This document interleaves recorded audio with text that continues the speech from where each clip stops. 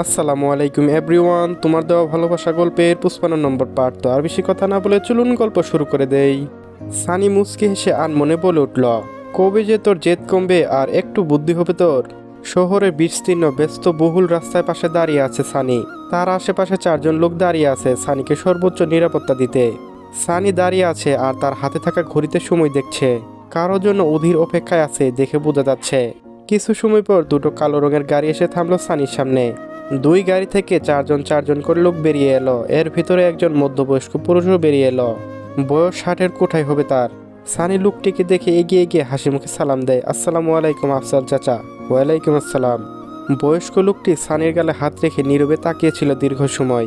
চোখ জোড়া ছলছল করছে তার। আহত কণ্ঠে বলে উঠল, আপনাকে দেখা আর বসকে দেখা একই কথা।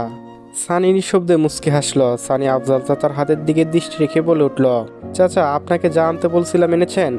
আফজাল হোসেন একজনকে ইশারা করতে গাড়ি থেকে একটা কালো রঙের ব্যাগ বের করে আনলো। ব্যাগটি সানির দিকে বাড়িয়ে ধরতে সানি হাত বাড়িয়ে ব্যাগটি নিয়ে আফজাল হোসেনকে উদ্দেশ্য করে বলে উঠল, ধন্যবাদ চাচা। আফজাল হোসেন একটু ইস্তস্ত নিয়ে শুকনো ঢোক গিলে বলে উঠল, আপনি কি আপনার বাবার বর্তমানে জায়গা। পুরো বাক্যটা শেষ হওয়ার আগে সানি স্পষ্ট জানিয়ে দিল, না আমি এমনি এইগুলো আনতে বলেছিলাম। আসলে এত বছর পর আমার সাথে দেখা করতে চাইলেন আর এসব আনতে বললেন, এর জন্য বললাম আর কি। কথাগুলো বেশ জড়তার সঙ্গে বলছিল আফজাল হোসেন। সানি কিছু সময় চুপ থাকলো। এরপর আফজাল হোসেনের দিকে স্থির দৃষ্টিতে তাকিয়ে বলে উঠল, মির্জা বাড়ির সাথে শিকদার বাড়ির দ্বন্দ্ব কি রাজনীতি থেকে শুরু, কিন্তু আমাদের ভিতর কেউ তো নির্বাচনে দাঁড়ায় না। তাহলে এত কেন বাদে বড় আব্বু মির্জা বাড়ির শান্তিতে করুক রাজনীতি। আফজাল হোসেন নীরব ভূমিকা পালন করছে। সানি আফজাল হোসেনের দিকে তাকিয়ে বেশ শক্ত কণ্ঠে বলে ওঠে, আমি সত্যি জবাব চাই, সত্যটা জানা আমার অধিকার। আপনার মার নিষেধ, আপনার মা চায় না আপনি আপনার বাবাকে অন্য কোনো দৃষ্টিতে দেখুন। আসলে বস সত্যি ভালো ছিলেন, কিন্তু পারিবারিক দ্বন্দ্বে আমি ভালো মন্দের হিসাব চাইনি, উত্তর চেয়েছি।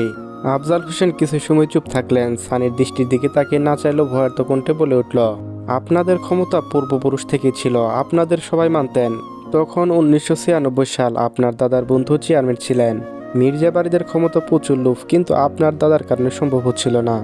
রাজনীতির দিক খেয়াল রাখেন আপনার বড় আব্বু, আর ঝামেলার দিকে আপনার বাবা সহ সবসময় দাদার সঙ্গে থাকতেন। আর আপনাদের বিজনেস সামলাতো আপনার ছোট আব্বু।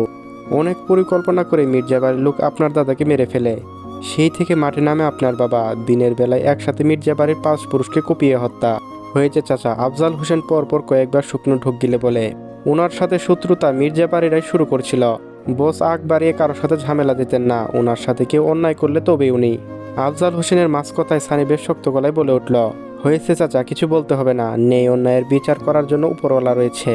আফজাল হোসেন মাথা নিচু করে রইল। সানি একটা বড় দীর্ঘ শ্বাস ছেড়ে বলে উঠল, একটা কথা বলবেন চাচা। জি বলুন। সানি বেশ আহত কণ্ঠে বলে উঠল, আমার বাবা কি চাইতো আমি তার মতন হই? সে চাইতো আমার গায়ে খুনের দাগ লাগুক। আফজাল হোসেন তৎক্ষণাৎ না সূচক মাথা নাড়ল। সত্যি বলছি বস, এমনটা কখনো চাইতেন না। আপনাকে এখন এইভাবে বস দেখলে অনেক খুশি হতেন, উনি এমনটাই চেয়েছিলেন। আমাদের সামনে তো আপনাকে বুঝিয়েছেন কতবার, ভুলেও গিয়েছেন আপনি? সানি মুচকি হাসল, না ভুলিনি কিছু। আমার বাবা আমার ক্ষেত্রে এত বুঝবান হলো, কিন্তু নিজের ক্ষেত্রে এত নির্বোধ কেন হলেন বলতে পারেন চাচা? এই যে পাহারাদার নিয়ে ঘুরতে হচ্ছে, জেলখানায় কয়েদির মতো হয় জানেন। আমার থেকেও কিছু নেই জানেন চাচা। আপনার বস তো নিজের সাথে অন্যায় হওয়ার হিসাব ঠিকই মিটালেন, আমার আর মার সাথে যে অন্যায় করে গিয়েছেন তার হিসাব মেটালেন না। এই অভিযোগ করা কি ঠিক হবে আফজাল চাচা? আফজাল হোসেন মাথা নত করে দাঁড়িয়ে আছে, কোনো জবাব নেই। সানি আবারও বলে উঠল, আপনার বস দায়িত্ব পালনের ফাঁকি দিলেও আমি তার সন্তান হয়ে ফাঁকি দিব না, আমি অন্যায় করব না। জানেন চাচা, অতীত কখনো পিছু ছাড়ে না। কিভাবে ছাড়বে বলুন? সমাজই ছাড় দেয় না। আমি তো শান্তিতে বাঁচতে চাই, কিন্তু পারি না। আমাদের একজনের কর্মের ফল অনেকজন পোহাতে হয় চাচা। অতীত আমার ভুলে গেলেও অতীত আমাকে ভুলে না চাচা। দোয়া করবেন আমার কর্মের ফল কারো জীবনে যেন অভিশাপ না হোক। এই সানি মেহরা শিকদারের মতো দুনিয়াতে আর কারো জন্ম না হোক। এই গল্পের সমাপ্তি যেন আমিতেই সীমাবদ্ধ থাকে। সানি আর কিছু না বলে বড় বড় একটা শ্বাস ছাড়ল। এরপর নিজের গাড়িতে উঠে পড়ল সানি। আফজাল হোসেন সানির দিকে তাকিয়ে রইল স্থির দৃষ্টিতে। তার ভিজে আসা চোখ জোড়া থেকে এক ফোঁটা অশ্রু গড়িয়ে পড়ার আগে ডান হাতে তালু দিয়ে মুছে নিলেন নিজের অশ্রুটুকু। সানি নিজের ঘরে এসে দরজা লাগিয়ে দিল। মেঝেতে কালো ব্যাগটা রেখে পাশে সানি মেঝেতে আসন পেতে বসল। সানির হাত কাঁপছে অনবরত। কম্পিত হাতে ব্যাগের চেন খুলতে বিস্মিত দৃষ্টিতে তাকিয়ে আছে সানি। কোন অস্ত্র নেই এই ব্যাগে? শর্টগান, পাইপ গান, সকল অবৈধ অস্ত্রে ভরপুর এই ব্যাগে। সানি কম্পিত হাতে একটা চাপাতে হাতে তুলে নিল। হাত অনবরত কাঁপছে, তবে দৃষ্টি তার স্থির। সানি কি ভেবে চোখ জলদি চাপাতির ব্যাগে রেখে দিলে চেন লাগিয়ে দেয়। ঘরে এসি চলছে, তাও ঘামছে শরীর। দরজায় আওয়াজ শুনে ঘাবড়ে ওঠে সানি। মুখে ফুটে ওঠে ভয় আর আতঙ্কের ছাপ। খুবই দ্রুততার সাথে সানি ব্যাগটা আলমারিতে লুকিয়ে তালাবদ্ধ করে নিল। এরপর ওয়াশরুম থেকে হাত মুখ ধুয়ে স্বাভাবিক করার চেষ্টা করলো নিজেকে। জোরে জোরে কয়েকবার শ্বাস নিয়ে দরজা খুলে দিল সানি। সাফি দরজার সামনে দাঁড়িয়ে ভুক কুচকে তাকিয়ে আছে সানির দিকে। জিজ্ঞাসা দৃষ্টিতে কণ্ঠে বলে উঠল, দরজা লাগানো কেন? আবার এত সময় লাগলো খুলতে? সানি বলল, ওয়াশরুমে গিয়েছিলাম, দরজা লাগানো ছিল মনে ছিল না। সানি প্রসঙ্গ দ্রুত পাল্টাতে মুখে হাসি এনে বেশ আগ্রহ নিয়ে বলে উঠল, তোমার ফার্স্ট ডেটের গল্প বলো, শুনবো আমি। সানি সাফিকে হাত ধরে টেনে নিয়ে বসিয়ে দিল বিছানায়। সানি সাফির পাশে বসে পড়ল। সাফি হাসলো সানির এমন পাগলামুতে। সাফি হাস্যোজ্জ্বল কণ্ঠে বলে উঠল, এত আত্মহারা হওয়ার কিছু নেই। আমি আজ দেখা করতে গিয়েছিলাম আমার পাস্ট সব কিছু সম্পর্কে জানানোর জন্য। অতীত বর্তমান সব বলেছি, এখন আরোহী সিদ্ধান্ত জানানোর পালা। রিল্যাক্স থাকে এখন। সাফি গা এলিয়ে শুয়ে পড়ল সানির বিছানায় আর মোড়া দিতে দিতে বলল, সানি একটু অন্যমনস্ক, অন্যদিন হলে খুশি হতো। সানি হই হুল্লো শুরু করতো সাফির সাথে। তবে সাফির মেজাজ আজ বেশ ফুরফুরের মেজাজে বলে উঠল, আমার বিয়ের 1 বছর পর তোর কিন্তু বিয়ে করতে হবে, আবার 5 বছর পর আয়াত। সানি নিঃশব্দে মুচকে হেসে ছোট করে জবাব দিল, সানির এমন লিপিবদ্ধ জবাবে এবার বেশ সন্দেহ দৃষ্টিতে দেখলো বিষয়টা। সাফি সানির দিকে ভুক কুচকে তাকিয়ে বলে উঠল, কিরে সানি, কি হয়েছে? সানি বলল, কই কিছু না তো। সাফি উঠে বসলো। এবার সানির দিকে বেশ সন্দেহ দৃষ্টিতে তাকিয়ে বলে উঠল, অন্য সময় নিজেই নিজের বিয়ে ঢোল পিটিয়ে মাথা খারাপ করিস, আজ কি হলো? তোর মতিকুতি কি বলতো? মতিকুতি কিছু নেই আমার। সাফি এবার গম্ভীর কণ্ঠে বলে উঠল, তুই কি কোনো কিছু থেকে পালিয়ে বেড়াচ্ছিস? তুই কি সারার বিষয় এড়িয়ে যেতে যাচ্ছিস সানি? সানি এবার মৃদু সুরে হাসলো। সাফির দিকে ঘাড় ঘুরিয়ে তাকিয়ে বলে উঠল, তুমি কি আমাকে সন্দেহ করছো নাকি? করতেই পারি, বড় ভাই বোনের উপর দায়িত্ব আছে তো নাকি? আমার বোনের জন্য দুশ্চিন্তা হয় না নাকি? বোনের ভালো মন্দ আমাকে দেখতে হবে না?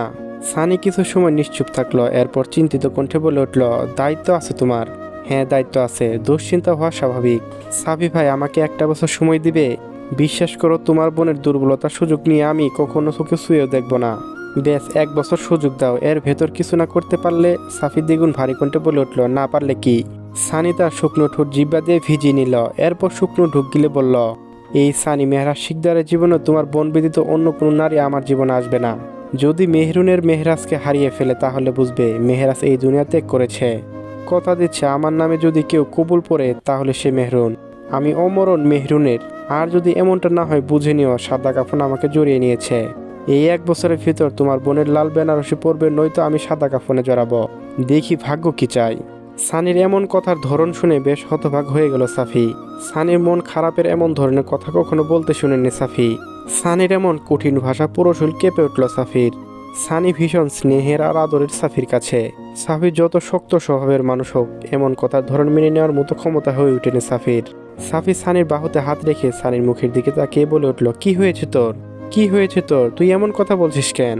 সানি সাফির মুখের দিকে তাকিয়ে বলে উঠল, তোমাকে সর্বোচ্চ ভরসা দিলাম, তুমি বড় ভাই দুশ্চিন্তা হয়, সেই দুশ্চিন্তা কমিয়ে দিলাম। সাফির চোখ জোড়া লাল হয়ে এলো মুহূর্তে। কঠোর ভাষায় বলে উঠল সাফি, সানি, তোর মুখে দ্বিতীয়বার এইসব ধরনের কথা শুনি তাহলে আমার থেকে খারাপ আর কেউ হবে না। তোকে স্নেহ করি, তোকে ভালোবাসি, তার মানে এই নয় তোর সব পাগলামো মেনে নিব আমি। সাফি বাক্যটুকু বলে উঠে দাঁড়াতেই সানি হাত ধরে সাফির। তুমিও রাগ করছো? সাফি বেশ রাগী কণ্ঠে বলে উঠল, তো কি করব? তোকে বলিনি তোর যখন মেন্টালিটি প্রেশার যায় আমাকে বলবি? যখন যেই মুহূর্তে যে কথাই হোক আমাকে বলবি।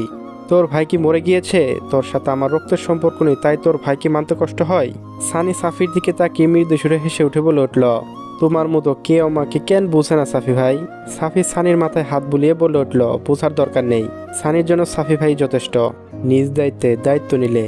এবার কিন্তু দায়িত্বের ভার বেশি পড়ে গেল সাফি ভাই, বুঝো কিন্তু 1 বিন্দু পরিমাণ ছাড় পাবে না। সাফি মৃদু সুরে হেসে উঠল। এবার সানি ঘন চুলগুলো হাতে এলোমেলো করে দিয়ে বলে উঠল, ছাড় দেওয়ার দরকার নেই তোর, কিন্তু নেক্সট টাইম পাগলামোর কথা শুনলে হাত পা ভেঙে ঝুলিয়ে রাখবো। তোমার বোন কষ্ট পাবে কিন্তু। এইবার আসল রূপ ফিরে এসেছে। 2 ভাই ঘর কাঁপিয়ে একসঙ্গে উচ্চস্বরে হেসে উঠল। 2 ভাইয়ের নানা গল্প গুজব চলল আরো কিছু সময় ধরে। প্রতিদিনের ন্যায় আজও নামাজ পড়ে ভোর সকালে সানি ছাদে গিয়েছিল। ছাদ থেকে সিঁড়ি বেয়ে নামতে মুখোমুখি হলো সারার। সানি নিচ থেকে স্বাভাবিকভাবে বলে উঠল, ছাদে যাওয়া হচ্ছে? আপনি চলে এলেন? কোনো কথা ছিল নাকি? সারা না সূচক মাথা নাড়িয়ে বলে উঠল, না, কালকে গোলাপ ফুলের কুলি দেখছিলাম, দেখতে যাচ্ছিলাম ফুটেছে কিনা। আমার নতুন গোলাপ গাছের প্রথম ফুল যাবেন দেখতে? সানি মুচকি হেসে বলে উঠল, আমি দেখে এসেছি, অনেক সুন্দর ফুল ফুটেছে তোর গোলাপ গাছে। সারার চোখে মুখে ফুটে উঠল উৎফুল্লতা। খুশিতে জল জল করে উঠল রমণী ডাকর মায়াবী চোখ জোড়ায়। বেশ আগ্রহ নিয়ে বলে উঠল, সত্যি? সানি সূচক মাথা নাড়ালো। সারা হাসি মুখে বলে উঠল, আমি দেখে আসি। সারা বেশ আগ্রহ নিয়ে দ্রুত গতিতে সামনে পা বাড়ালো। সানি কি ভেবে ঘাড় ঘুরিয়ে সারার দিকে তাকিয়ে ডাক দিল সারাকে, মেহরুন। সারা পিছন ফিরে ঘুরে তাকিয়ে স্বাভাবিকভাবে জবাব দিল সানির ডাকে, বলুন। তোর ফুল বাগানে একটা জবা ফুল গাছ লাগাস, আমার অনেক পছন্দের। সারা বলল, আপনি কিনে এনে দিয়েন, যত্ন করার দায়িত্ব আমার। ঠিক আছে। সারা কি ভেবে আবারও পিছু ডাকলো সানি, সানি ভাই। সানি স্বাভাবিক ভঙ্গিতে জবাব দিল সারা ডাকে, বল। আপনিও চলুন, কোথায় জবা ফুল গাছ লাগাবো দেখাই দিবেন।